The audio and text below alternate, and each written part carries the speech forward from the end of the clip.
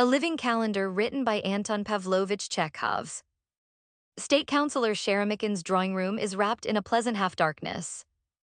The big bronze lamp with the green shade makes the walls, the furniture, the faces all green. Couleur nuit d'Ukraine, occasionally a smoldering log flares up in the dying fire and for a moment casts a red glow over the faces. But this does not spoil the general harmony of light. The general tone, as the painters say, is well sustained. Cheromikin sits in a chair in front of the fireplace, in the attitude of a man who has just dined.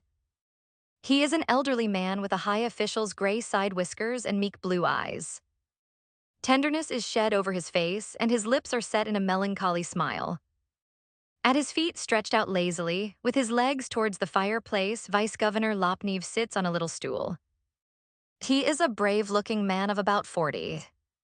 Cheromikin's children are moving about round the piano, Nina, Kalia, Nadia, and Vanya. The door leading to Madame Cheromikin's room is slightly open and the light breaks through timidly. There behind the door sits Cheromikin's wife, Anna Pavlovna, in front of her writing table. She is president of the local ladies' committee, a lively, piquant lady of 30 years and a little bit over. Through her pince-nez, her vivacious black eyes are running over the pages of a French novel. Beneath the novel lies a tattered copy of the report of the committee for last year.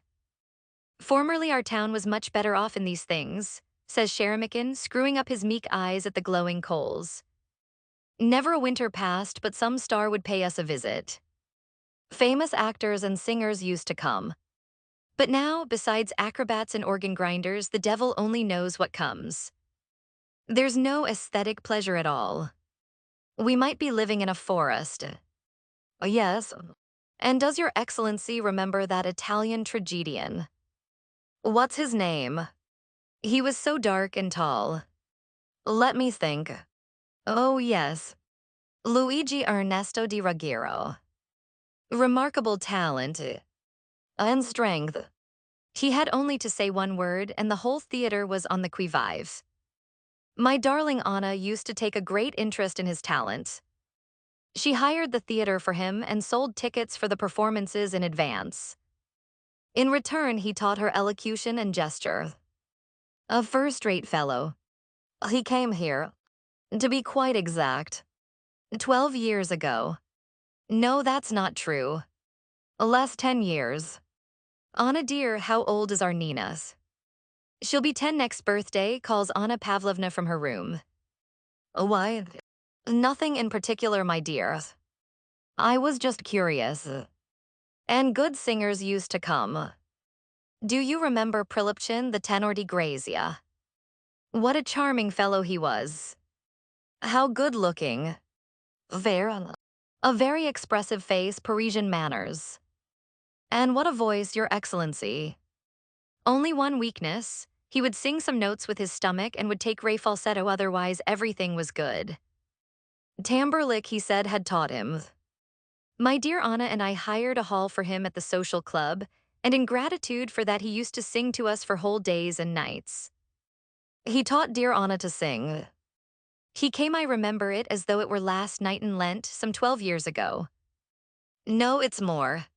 How bad my memory is getting, heaven help me. Anna dear, how old is our darling Nadia's? 12. 12. Then we've got to add 10 months. That makes it exact. 13. Somehow there used to be more life in our town then. Take, for instance, the charity soirées. What enjoyable soirées we used to have before.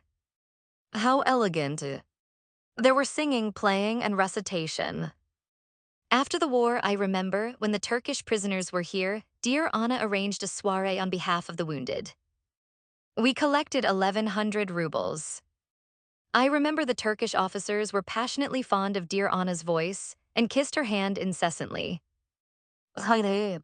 Asiatics, but a grateful nation. Would you believe me, the soirée was such a success that I wrote an account of it in my diary. It was, I remember it, as though it had only just happened in 76. No, in 77. No. Pray, when were the Turks here? Anna dear, how old is our little Kalias? I'm 7, Papa. says Kalia, a brat with a swarthy face and coal black hair. Yes, we're old and we've lost the energy we used to have, Lopniv agreed with a sigh. That's the real cause.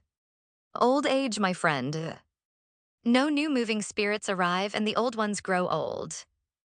The old fire is dull now. When I was younger, I did not like company to be bored. I was your Anna Pavlovna's first assistant. Whether it was a charity soirée or a tombola to support a star who was going to arrive, whatever Anna Pavlovna was arranging, I used to throw over everything and begin to bustle about. One winter, I remember, I bustled and ran so much that I even got ill. I shan't forget that winter. Do you remember what a performance we arranged with Anna Pavlovna in aid of the victims of the fire? What year was it? Not so very long ago. In 79. No, in 80, I believe. Tell me, how old is your Vanya?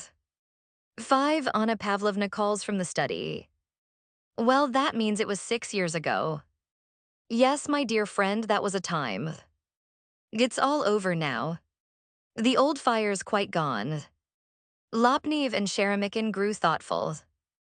The smoldering log flares up for the last time and then is covered in ash.